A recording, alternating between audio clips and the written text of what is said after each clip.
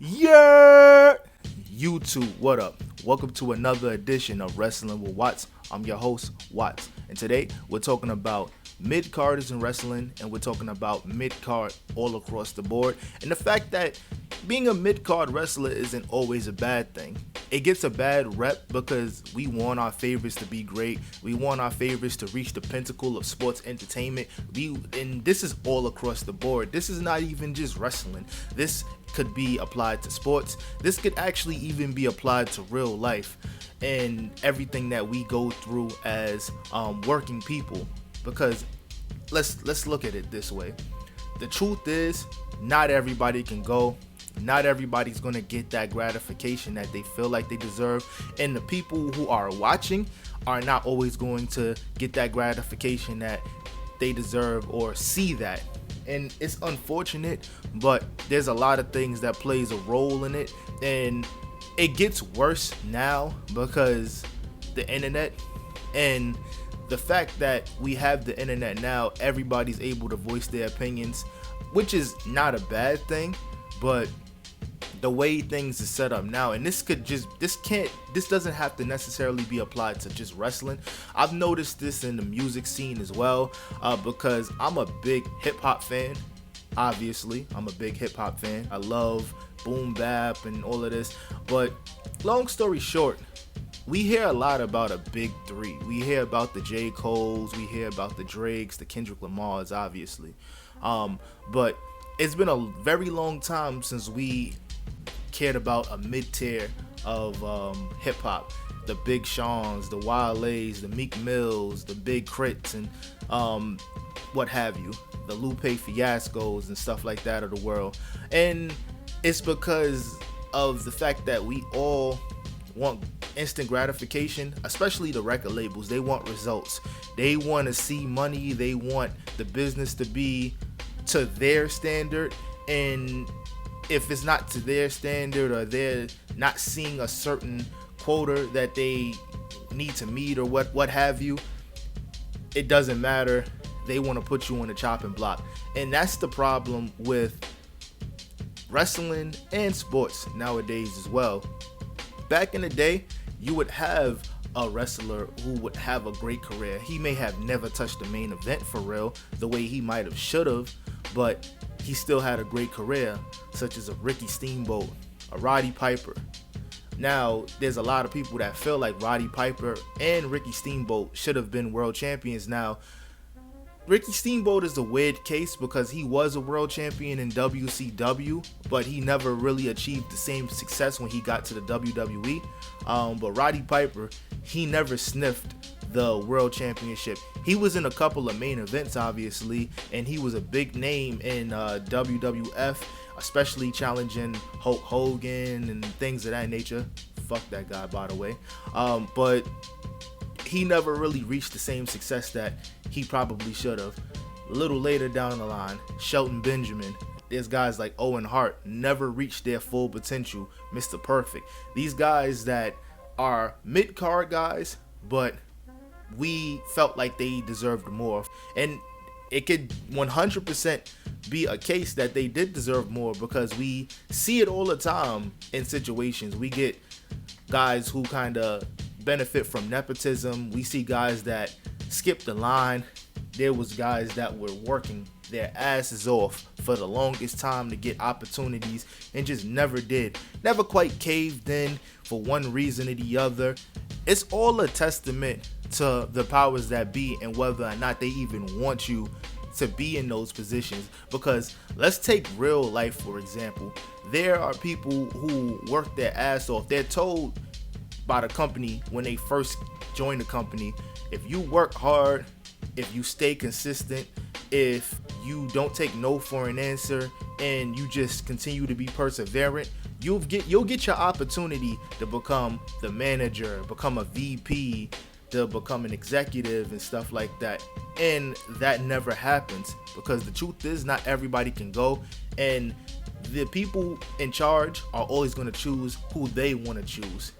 And it's no different for wrestling. We've seen it plenty of times. We've seen Vince McMahon see other guys that had talent and then push certain guys into the forefront just because he might like them a little bit better than this guy right here. And then we would see the fact that other people around and the internet would say, yo, this person don't even deserve it, Jack Swagger. But they got that position, and they was in that position, and it may have been short, it may have been long, but at the end of the day, they was thrust in those positions, while a guy such as a Shelton Benjamin, a guy such as a MVP, a guy such as a Sami Zayn is not thrust in those positions because of the fact that they might not be who the company likes, or they feel like they can't make the company money the way a person who has $1 million body or have a certain height or or a certain look to get them. And that's everywhere. Powers that be are always going to choose their favorites, but that doesn't mean that you can't make something out of nothing. Sometimes your time may come, sometimes your opportunity may never come, or your opportunity may come at the most random moment, like on a next man up situation, i.e. Kofi Kingston with Kofi Mania. They was adamant about pushing Mustafa Ali, my apologies, and Mustafa Ali got hurt, and once they seen, because they replaced him with Kofi Kingston, and once they seen how good Kofi Kingston really was, even though everybody already knew this, the internet knew this, the WWE universe knew this, the New Day knew this, hell, even Vince McMahon knew this, but for whatever reason, after the situation with Randy Orton, he just never got his opportunity. Long story short, the crowd pushed for it so much, and they realized, yo, you know what? There's a lot of money that could be made putting him in this position and giving him this opportunity. So you know what? We're just going to do it. It's all money driven, and it's all a business at the end of the day. Now, Kofi Kingston won the big one. Big E won the big one. There's a lot of guys who deserve to win that world championship or be in that main event spot that never touches it or touches it coincidentally, but they do. And now, same can't be said for a guy like a Sami Zayn, which he came dangerously close a couple times where it's like, all right, we might think that he might win it, but the powers that be don't see him that way. Triple H already said it in the previous interview. He's like, I don't necessarily see him as a card-carrying guy for the main event, but he's always going to be a guy that we can rely on to have good matches. We're going to throw him in the forefront every now and again. He may never win the big one, and if he do, it'll be on the tail end of his career, like as a thank you, such as a Mark Henry, who got the World Heavyweight Championship on his Hall of Pain era and won it, and he took it and ran with it and did great, but that was at the tail end. You may get that from every now and again, but truth be told, there's not a lot of guys that ever cave in. Matt Hardy, he won the world championship in TNA, but after his feud with Edge, the natural thing that they should have done was thrust him into the United States Championship scene and then eventually throw him right into the main event, because that was the hottest he was. But Vince McMahon didn't see it that way. Christian, he won his at the tail end of his career, and that was only because, and it's not really the tail end of his career because he's still going now, but that only happened because Edge got hurt. It's all circumstantial, and it's all what could make the company money at that moment. And some guys may never get that opportunity, unfortunately.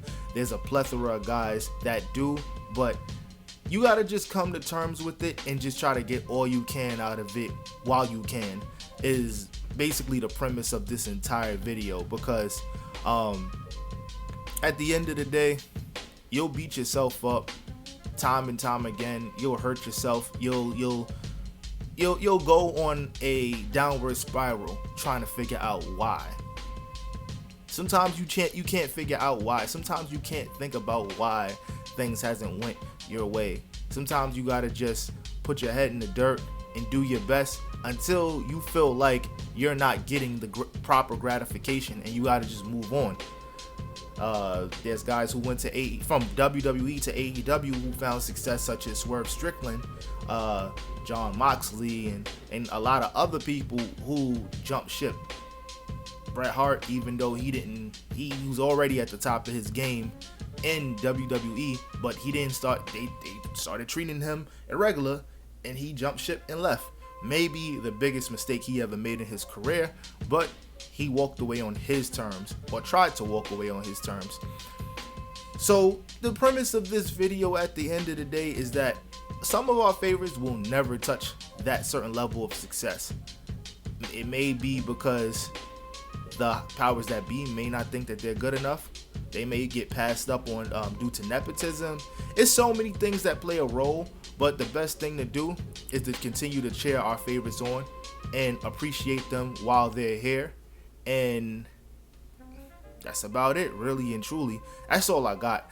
But that's something I wanted to touch on because we see this a lot on the internet. Like, yo, this person is in mid-card hell. And it's like, maybe there's some truth to that. But at the end of the day, if they're able to make a substantial amount of money, they're having good matches, they may win the Intercontinental Championship or the TNT Championship, the United States Championship, a couple tag team titles. Sometimes that's all that matters. You being featured on TV. That's the most important thing. Not saying that you shouldn't strive for better, but not everybody is able to hold that level of success, and not everybody is thrust into it. You know, not everybody can go, is the premise of this video. But I hope you enjoyed it. Like, comment, and subscribe if you did. If you didn't, I appreciate you viewing. I'm babbling, but I'm super grateful. I'm going to continue to drop content. I'm going to continue to cook for y'all. And we're going to see where this goes. But I'm out. Peace.